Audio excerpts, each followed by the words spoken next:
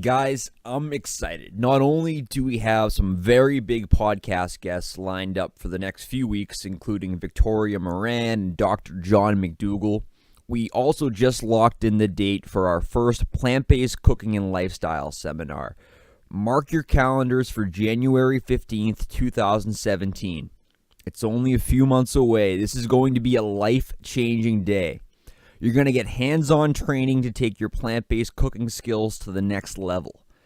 Every question you've ever had about the plant-based lifestyle, where to get the best ingredients, how to eat when you have a big meeting in a few hours, how to make the world's most delicious plant-based desserts, we're going to answer all of those questions, and we're going to be bringing in some of the brightest minds in the plant-based community to help us out. More details are coming soon, but in the meantime, keep checking back on this podcast. Keep checking at naturehasflavor.com.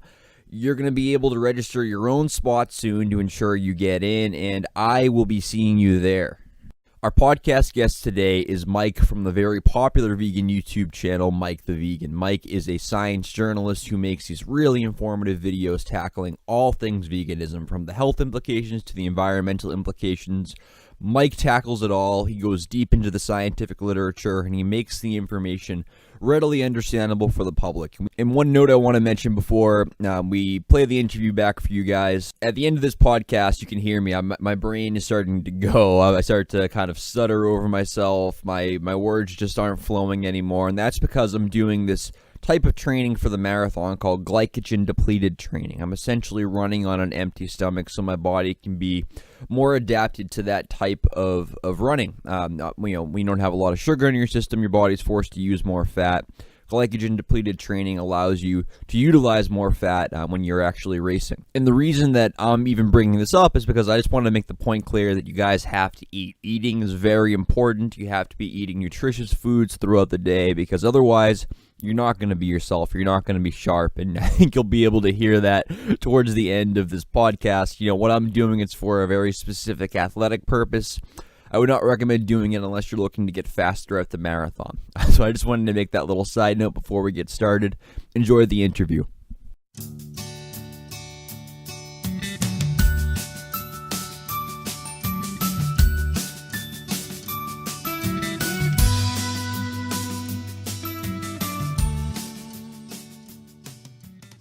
Mike, how are you today? Thanks so much for coming on the show. Doing great. Thanks for having me on. I appreciate it. So one thing that I admire, and I think a lot of people admire about your YouTube channel, is the fact that you've steered clear of a lot of the YouTube drama that so many vegan YouTubers have have relied on. You very much stuck to the facts and to the research. Tell us a little bit about the process that goes into making one of your videos, everything from the research to the finished product. Okay. Well, first a little comment about the drama. It's kind of, sometimes I feel like I'm just out in like the ocean, and there's just like a vortex of vegan YouTube drama trying to suck me in all the time. People saying like, do a video on this person and do a video on that person. Like, so, it's every day. I'm resisting making one of these videos, and not even that it has to be a dramatic take, but it's like just getting into what everybody else is like just getting all dramatic about and what everybody's hating. So it's like I'm constantly like, nope, just gonna stick with the science. Maybe 1 in 10 videos I'll do that. But yeah, back to your main question of what my process actually is. Toward my first videos, I essentially just found that I had been researching before I started making videos at all. I had just been like binge researching all these topics, partially for my own like sanity of being able to talk to people about, if someone says, where do you get your protein, having a good answer for that. And then eventually people were just like, you should make a video of all this information you've been like compiling just randomly. And so I started doing that. So from the beginning, I sort of started from the research out, like the whole channel was started to have this research. And partially because all these other channels out there would just make these claims and have nothing backing up at all, and no sources, nothing. And so I was from the beginning, just it was all about the science for me. And then doing a few humor videos and stuff. But how I actually start a video is like right now I'm actually looking at like my draft I just like write an email basically to myself. I start a draft of an email, so I'm looking at all of these titles of these videos I never made right now. It's actually kind of funny. Like, vegans should shut up and mind their own business, stuff like that. I've got a vegan athletes video. A lot of these will be made when I'm vegan athletes and stuff. And it's usually, I'm just like throwing together all of the useful, legitimate information, science and stuff on the topic. And then I sort of string it together when I'm actually figuring out what to talk about. And so that's basically how I make my videos. That's amazing about, I think, what you've been able to do. You're not a full-time researcher, yet you digest this information for the public in a way that is readily understandable. I think I had listened to another interview with you on the Happy Healthy Vegan channel, and you had said that you have a full-time job outside of YouTube. So what type of research background do you have? Is this something that you're just passionate about? I've always been, like, from a young age, I've always been into, like, sciences, and I have a degree, like a bachelor's of science in sustainability, which is, environmental stuff. But basically, I just like just the amount of hours I've spent, like, binge research, going into, like, research comas, is really, really what essentially started this. And it's not even that, I'm not even trying to have any type of, like, PhD or qualification. Like, I'm just a science writer. Right. Everything I'm linking to has, a PhD that wrote it, or a quote from a doctor, or an actual study. So I try and never say anything that isn't literally backed by either like a doctor saying it or some peer-reviewed research. But yeah, it's true. I'm doing all of this, on the weekend or just like at night.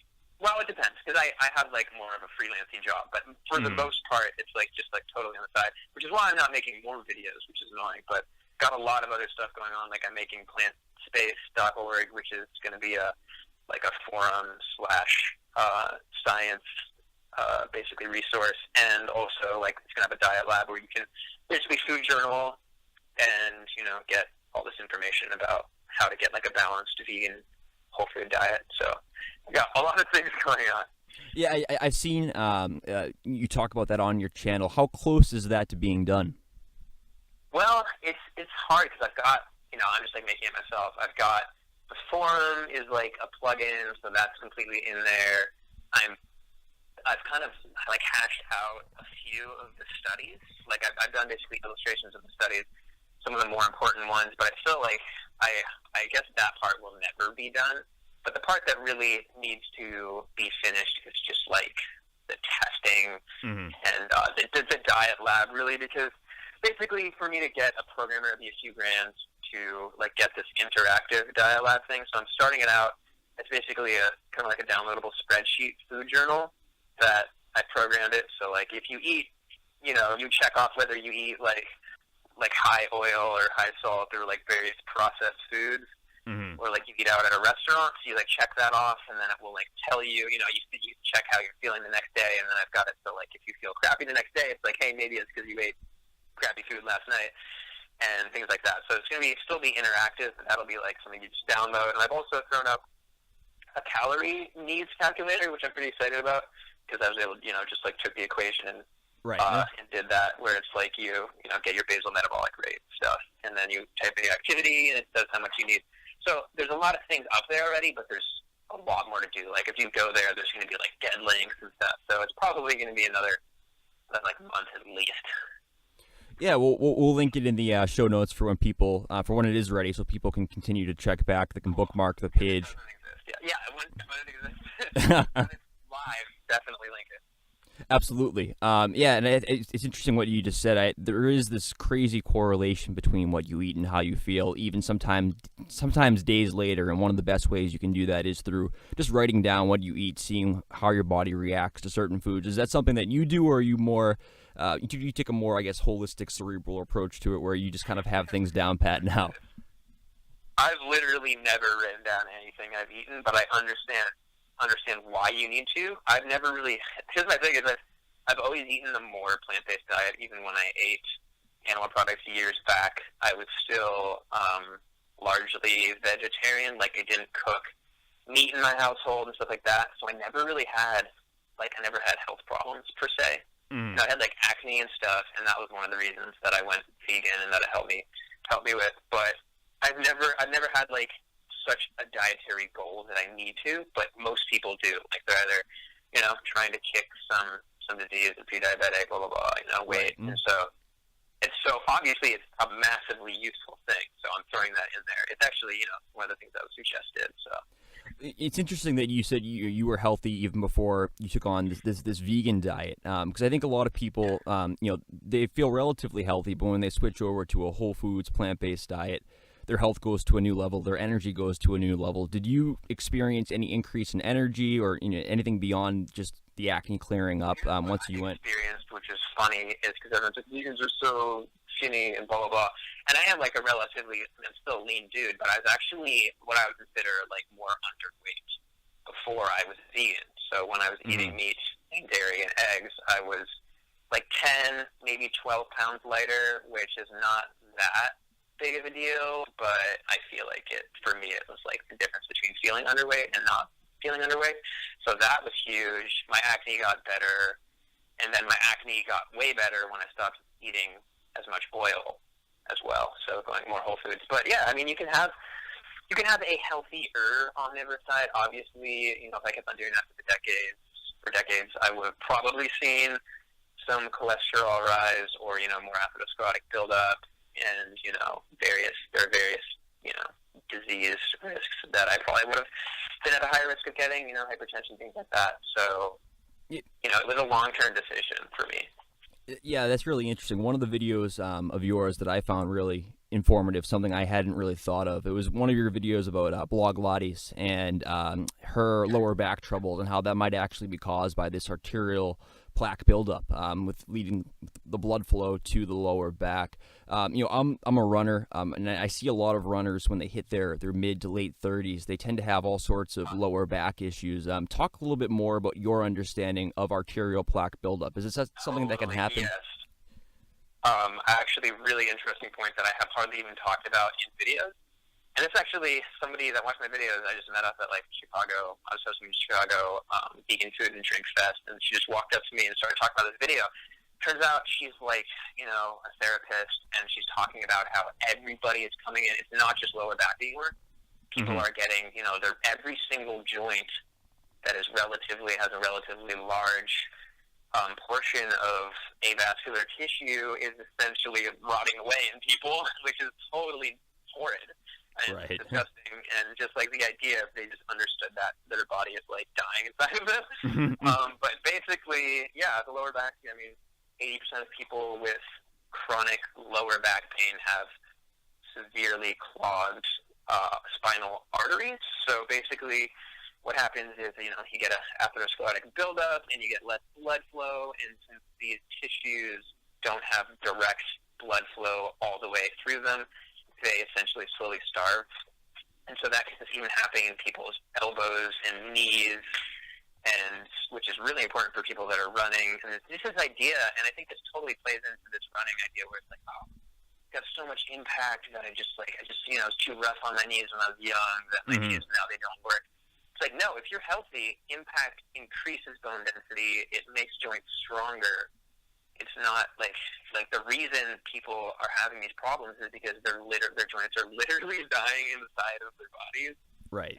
And then not for everybody. Okay, certainly people have torn things and have scar tissue and stuff like that, and that's different. But there's a large portion of people that are just don't realize that their joints are just degenerating from lack of blood flow. It's crazy. Yeah, it's amazing. There are so many little things for me personally that just kind of just cleared up or went away. So many little aches and pains when I switched over to a plant-based diet. And I was unlike yourself, I was relatively healthy. I mean, I used by the standards that we've kind of set as for normal health. My BMI was in the quote-unquote normal range, even though it was towards the upper portion. And I had some other health issues, but not more than the average person. But I switched to a plant-based diet, and all of a sudden crazy things started happening, and I think a lot of that is attributable to just blood flow, blood being able to flow throughout your body, and your body being able to work the way it was designed to work, it was supposed to work. So let's shift gears a little bit. One thing we like to talk about a lot on this podcast is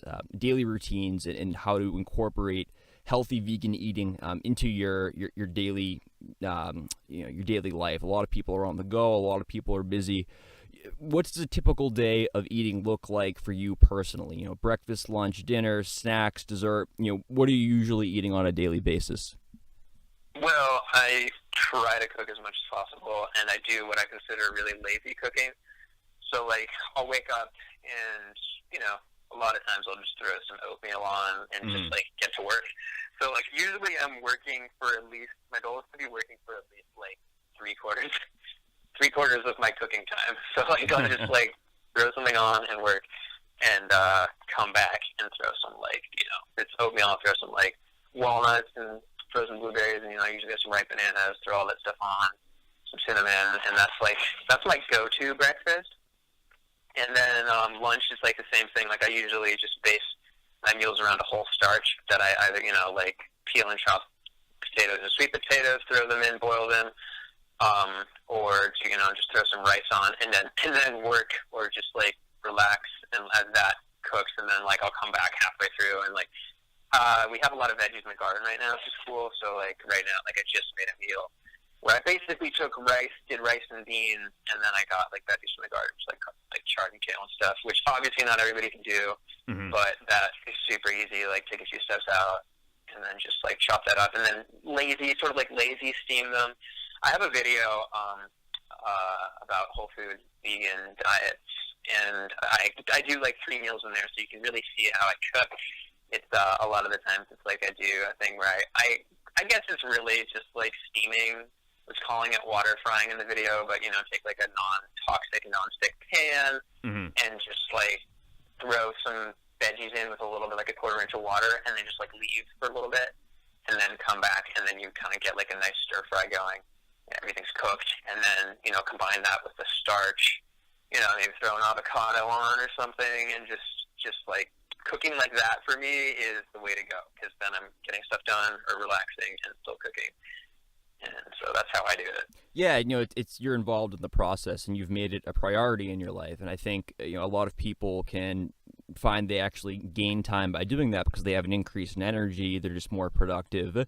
You might save time going to McDonald's, going through the drive-through and getting a Big Mac. But think of how lethargic you're going to be the rest of the day. Think of how hard it is. You're gonna have hyperlipidemia for the next 4 hours. Right. So it's blood. So that, and then I think a really important thing to note that people don't talk about enough is that all of these, like when people go on binges or they go off and eat some unhealthy food, that actually is usually set in motion in like poor planning in the grocery store, a trip you didn't make to the grocery store, and stuff like that. So you open the pantry and you realize you don't have enough to cook, and so you're like, oh, I'm just going to go into town and eat some crappy food or whatever, go to a restaurant or you're going to end up binging on something unhealthy for a lot of people that have that tendency. And so it's because then, you get a calorie deficit as well if you're not, like, you don't have all the food around that you need to prepare and stuff, you get delayed cooking or whatever. There's so many ways it can happen, but I've noticed that if you're planning, and this is so hard to get right, but if you're planning a couple days in advance about having all the food you need to cook all those meals that you need to cook over the next couple days, then you're a heck of a lot less likely to go off the wagon for whatever diet you're planning. So that's the preparation aspect that is so underappreciated, I think. Yeah, I think preparation is key. The more prepared you are, the easier it's going to be to follow. But there's still are those times where you find yourself on the road for a little bit longer than you expected, and you're forced to go to a gas station. And that's where things get really difficult because everything in a gas station is going to have oil. Even Cliff Bars have soybean oil. So what would be your advice for someone who's on the road, on the go, and kind of finds themselves stuck in a situation where there aren't a whole lot of healthy choices available? What would be, I guess, the path of least resistance at that point? Well, one thing which is like a hilarious life hack that probably isn't possible most of the time, but kale and those other dark leafy greens actually blunt the effect of eating oil, like in terms of, again, like lipemia or hyperlipidemia, whatever you want to call it. Depending the study and depending on what you eat, I believe the effect is like up to it can reduce it by up to like 2/3. Okay. just by eating kale. So like if you have the opportunity to also, if you have access to a dark leafy green, or there's like maybe there's one on the menu somehow in like a fast food restaurant, not a fast food restaurant, but like I don't know, if you're at like a Chili's or something and they have like collard greens, then getting those is key. Or if you're like, this would be hilarious, but if you just like somehow manage to carry around a bunch of kale with you while you're traveling and just like eat it afterwards. But just thinking about that, like if you are able to get a source of greens, well, it's not going to happen in a gas station. But I don't even know. I've thankfully never been in a position where I have to eat in a gas station legitimately. Right. No, I think that's a great tip. Yeah, I think that's really useful for people because I mean there are grocery stores throughout the country, so even if you're on the road, you can take that extra 3-mile trip off the exit. You don't have to stop at the rest stop. You can go there, and I think having something can kind of blunt the effects of some of the negative additives to a lot of processed foods. That's really useful.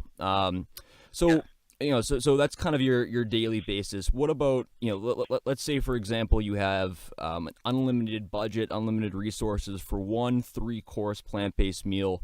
What would that consist of? Your absolute favorite foods? Oh, my gosh. Well, is this like me junking out on occasion, or is this like... Yeah, sure. Like, it's just... Okay, junking out on occasion. God, it's hard. I mean, I feel like I'll start with dessert first. Mm-hmm. I'm definitely I really like creme brulee. Mm-hmm. And you can do amazing vegan creme brulee, but it's just like not commonly found. Right. And so I probably, working my way backwards, well, why not? Start with the creme brulee. No, probably that, and then like I love like lasagna-y stuff. Like it doesn't even need to have fake cheese in it. Like lasagna that's like grilled or broiled or whatever on top, like the way to go. Like I love it. Mm-hmm. And I don't know. Like really, I've been really digging like hearty bread. Like I have a Swedish friend who made a nice whole grain bread that like sort of a Swedish recipe. I don't know. Kind of joke about that, but it's it's just like nicely spiced, really sort of like crispy crust, like super hearty, thick bread like that. Gotta throw that in there. Maybe like a nice soup, like a butternut squash soup. I don't know. I mean, it's totally all about my mood. But like those things for sure are things that I love to eat. So, I'm going to send you a copy of our cookbook so you can check out the butternut squash soup recipe. It's it'll blow your mind. I have a good one right now. So what's next for you? Obviously, you have a full-time job, but you're still growing your YouTube channel. Your channel is one of the fastest growing channels in the vegan scene on YouTube. Where do you see your research, your channel, and obviously your new website going in the the next year or so? Well, I mean, I'm going to have a little bit of a hiccup because I'm actually starting to build a tiny house right now. Oh, wow. I don't think that'll get in the way. Like, I'm still going to be making 1 to 2 videos a week. But that is going to be one thing that's in the mix, which is going to be super, super time intensive, but I can still keep it going. I would really like to get, PlantSpace launched and just have people using it. Obviously, like, I'm not even doing that for profit. I'm not even going to throw ads on there unless maybe it's like some awesome vegan company with like a little ad in the corner or something. And that's if there isn't enough donations. But the goal is, like, I want to get that community going. Like, I had a girl comment today on one of my videos, like, is there any like vegan forum or like vegan online community that I can go to and like just like have a place that's not YouTube to talk? Because YouTube is great, but like, you can never really just have that. Like, I don't even want to call it a private conversation, but just like a conversation that isn't totally open to just like hateful YouTube dredge. It's like bottom of the barrel comments. So it's just like people don't. That's not like that's not a environment that's conducive to like healing or learning a lot of the times. And so, and vulnerability really. I want to create a place that people can be a little bit more vulnerable and be like, hey, this vegan diet that I'm on right now is not working for me. Is there anything I can do to, stay vegan and be healthy? Because that's what I found about 30 bananas a day, which I actually never really used, but I had a lot of people that did use it. Be like, you'd have you'd be like legitimately having a problem. And if it didn't fit the narrative of the people running the site, you were done. Like if you're gaining weight, doing what they're doing, you're either getting shoved under the rug with a comment like you're doing it wrong or like you have metabolic damage or something like that.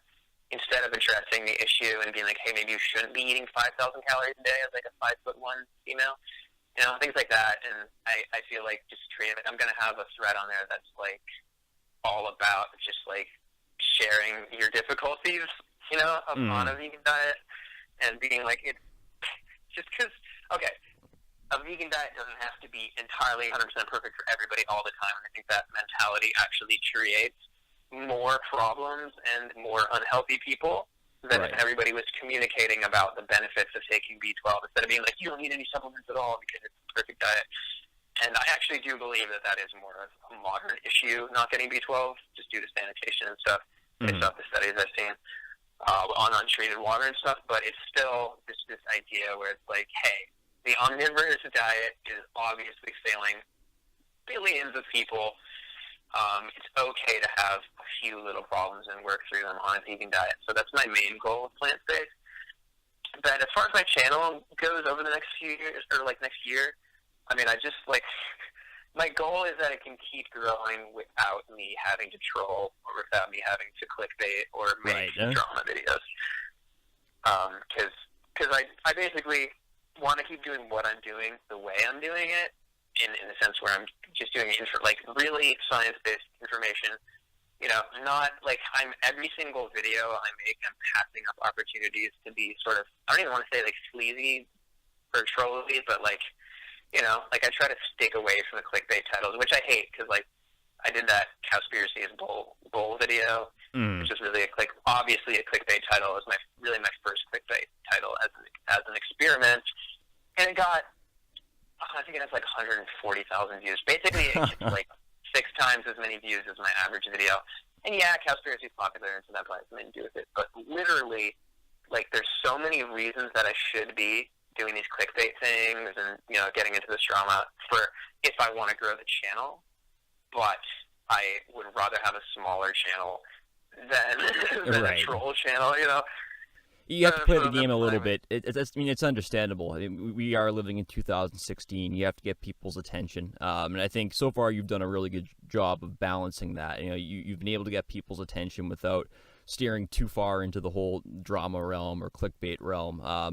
But obviously there needs to be that element of getting people's attention in 2016. Otherwise, things will fly under the radar. It's kind of a sad reality, but it's the one that we have to live in these days. And I think what's really great about the idea behind PlantSpace is that you are being inclusive towards a more broad vegan diet, because I think what happens with a lot of vegans is they stick to a certain approach and it works incredibly well for them. It's what works for them. It fits into their lifestyle, and the natural tendency is to assume that's going to work for everybody. And I think a lot of people think, hey, if it's working for me, it will work for everyone, and I want everyone to know that. So if I see them doing things differently, I want to correct them on it. But sometimes, being different, sometimes having a different lifestyle, that's what's going to create even better ideas in this community. It's going to bring us all closer to the best health we can possibly have. And I think where PlantSpace sounds like a spot where people can actually go and look for those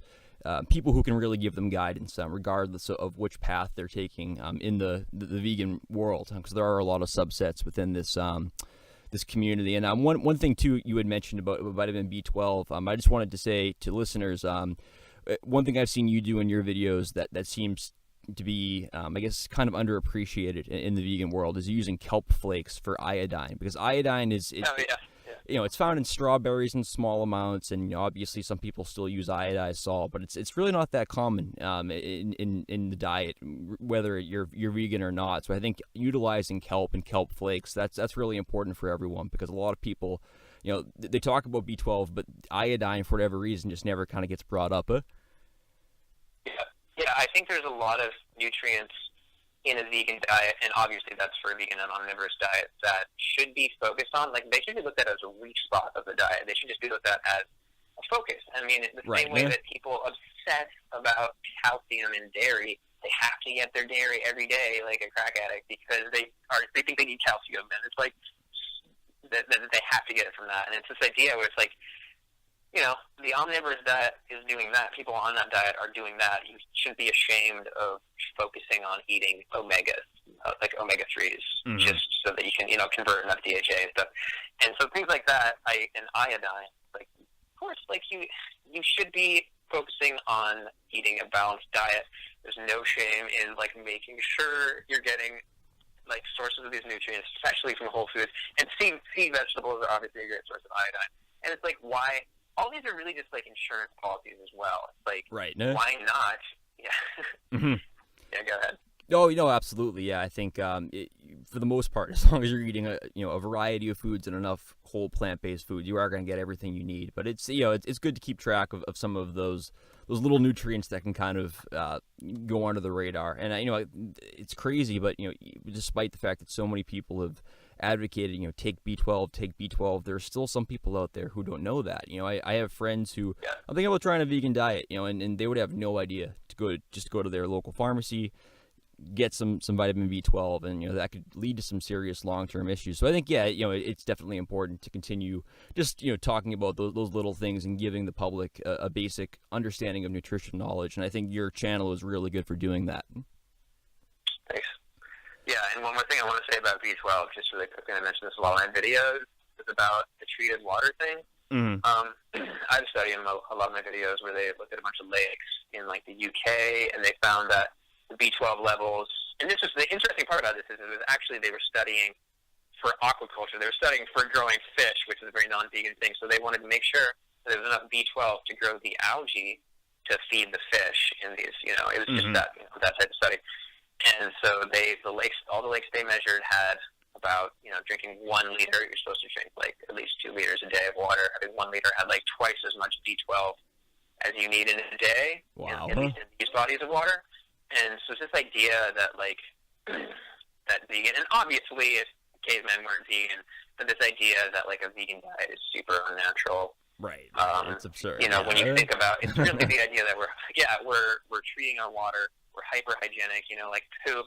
The B12 concentration of poop is ridiculous, and, like, the fact that we're taking showers every day, and, like, the reality is that our ancestors probably got trace amounts of poop.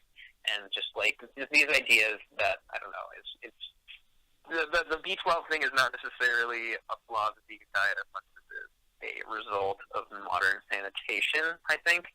And granted, there's no like massive study proving this, but there is good reason to believe based off other studies about B12 amounts that's the case. So I just wanted to add that point. Yeah, and I agree with you. I think there are, even though majority of our, at least what we've been able to find out about our ancestors, a lot of them did eat meat, but there were some communities that didn't have access to meat or ate meat very infrequently, and obviously they didn't have B12 pills to take back then, and they were doing okay. So I think there's very good reason to believe that it is a result of oversanitation.